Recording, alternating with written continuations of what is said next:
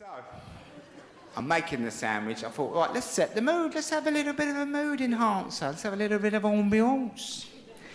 Now, I've been through the radio stations in my life, like a lot of people in my age. I started off with Radio 1 when I was young and funky and happening. When I grew up a bit, I went to Radio 2. Let's grow up. I tried 3. Christ knows what all that's about. And sometimes I listened to 4. But a few years ago, I made a discovery and I found the station I really love. Magic FM! My easy listening channel. You can reach me by sailboat. Climb a tree and swing rope to rope. I don't care how you get here, Jules. Get here if you can.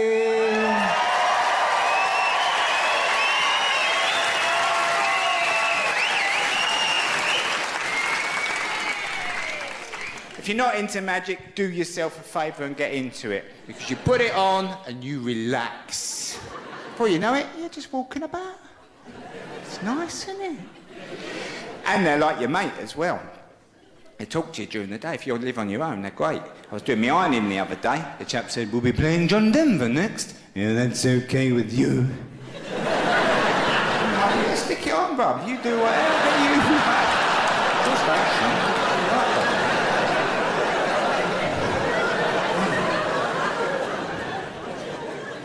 They have to do the news. They don't want to do the news because they know it'll upset you. But they are professional, crafty. They slip it in. Chap said the other day, passenger-carrying aircraft has crashed into the Atlantic Ocean. Rescue services say there is little hope of finding any survivors. But never you mind. Here's Bill Withers, a lovely day. When I wake up in the morning loom and the sunlight hurts my eye. You're back in, bosh. You're untouchable with magic. So I'm sitting there. Sandwich is made. Cup of tea's made. Listen to what the geezer said on the magic. He went, a bit of a medical report here. Those of you who've been eating more than 20 grams of processed meat on a daily basis for the last 30 years have got a 13% higher chance of getting pancreatic cancer. Here's Terry Jackson, Seasons in the Sun. We had joy, we had fun, we had seasons in the sun, but the joy... Goodbye to you, Manchester friend. But, Toby, I talk about made me paranoid because I thought, that is me, that statistic. I've been growing up eating this meat all my life. Of all the things I didn't think I had to worry about in the 70s, I worried about the IRA, VD. No, you know what I should have been worried about? Spam! That little tin of spam in the cupboard. Murdering tin of spam. Because I grew up eating this meat. Like a lot of mums, my mum was skint on a Thursday. And she'd say to me, pop round the corner shop, get me a nice big tin of spam. Tell her you'll pay her Friday. And I'd be halfway down the stairs and then the worst request would come. And while you're round there, get me a packet of Dr. White's. Number 3. Now, this is the request I didn't want to hear. Because when you're 9 years old, you know it's something to do with the toilet area, but you're not sure what. You feel a bit ashamed, don't you? But you can't hide Dr. White's. You've got to come back with them on your shoulder, loud and proud. You've got to bowl back through the flats. You've got to front it out. There's only 4 in there. And the old boys would go past, oh, Mikey, Michael. Mummy on the blob again, is she? Comes round lively son, doesn't it? I don't know what that means, Albert.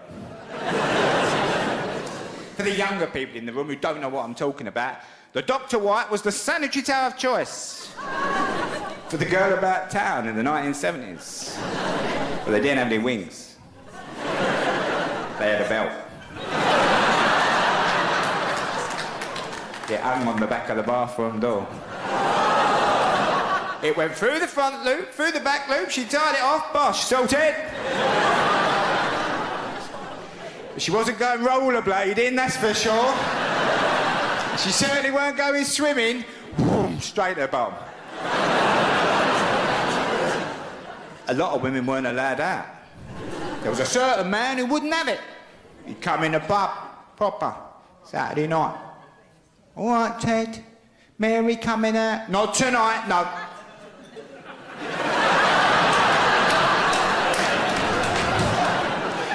She'll only cause an atmosphere.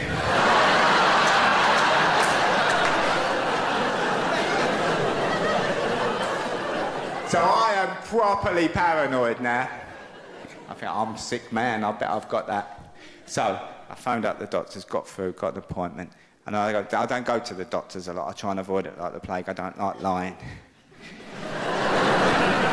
Could you tell me your alcohol consumption, Mr. Flanagan?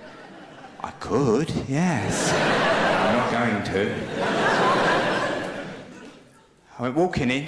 I've not met this doctor before. He said, I've seen you on the TV a number of times. I said, never mind about all that, mate. I'm riddled with cancer.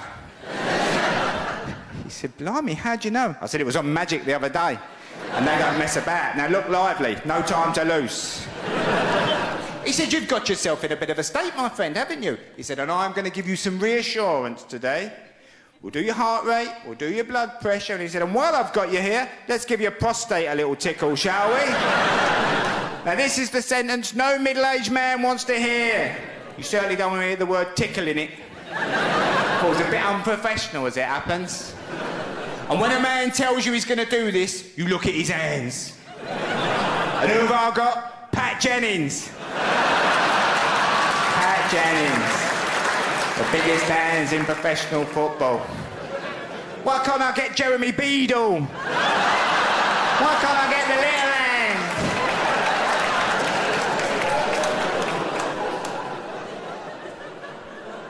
No, I get Jennings. You could see I was in a bit of a state.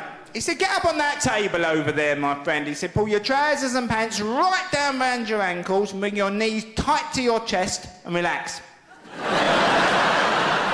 I said, yeah, that's what I'll do, bruv. So why don't you get me a copy of Grazia from the waiting room? I'll have a little read while you're doing it, yeah? This is where it all got a bit bizarre, because he went over to his workstation area there, and he put the glove on. I heard the pump of the lube. And he sort of bounded across the thing. He sort of came across a bit like a sword fence or something, like a ballet dance. He sort of went... Oh. And he landed right on my shoulder. His full weight come down. I thought, blimey, he's going to shear me, isn't he? I think he was trying to make me feel secure. And as the finger went in, could have been a finger, could have been a pedal bin for all I know. I've got no sense of perspective down there.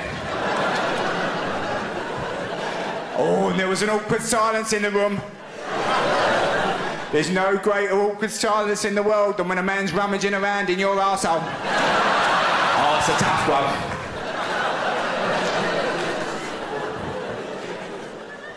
He's having a proper sweep. And to break the awkward silence, he says to me, oh, but of course, I could never do your job.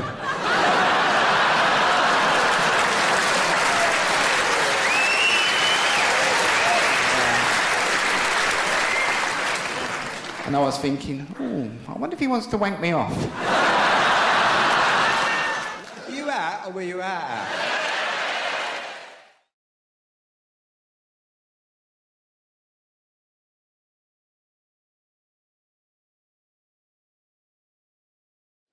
But we do get on very, very well.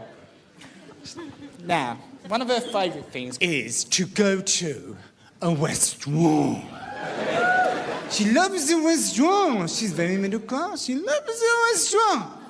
She says, can we go to a restaurant? And I say, of course we can. And we go to the restaurant. She says, isn't it a lovely ambiance?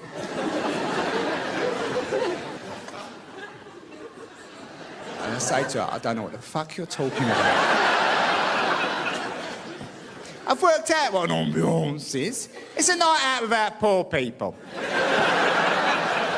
It's the people with a few quid saying, can we just have one night without the poor people turning up? You know what they're like, they'll be banging a couple of spoons together, singing My Man's a Dustman, creating an atmosphere. You know they love an atmosphere, Russ Abbott said it. I'm trying to enjoy the ambiance, but it's somewhat spoilt for me. I've noticed there's no tomato sauce on the table. My wife looked at me. She said, "You're going to ask for tomato sauce, aren't you?" I said, "Of course I am. I'm having the risotto." Can't eat risotto without red sauce. It's too dry. It's dangerous. It's a health and safety issue. You've got to zhuzh it up, as Jamie says. Zhuzh it up. A bit of red sauce. So I said to the waitress, "Excuse me, have you got any ketchup in the building?" She looked at me like I'm the biggest pleb who's ever walked in that restaurant. She walked off. She came back with what she'd rustled up. Pot about that big, 2 chipfuls of tomatoes.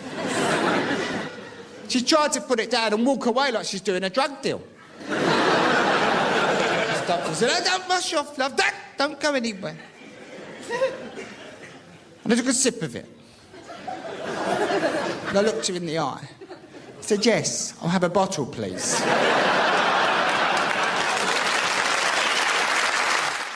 Were you out or were you out?